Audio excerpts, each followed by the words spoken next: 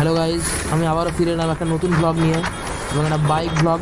আর এটা একটা রিভার সাইডের পাশ দিয়ে আজকে বাইক চালাচ্ছি। তো পিছনে আমার বন্ধু বসে আছে, তো সে খুব ভয় করছে আমার বাইক চালানো দেখে।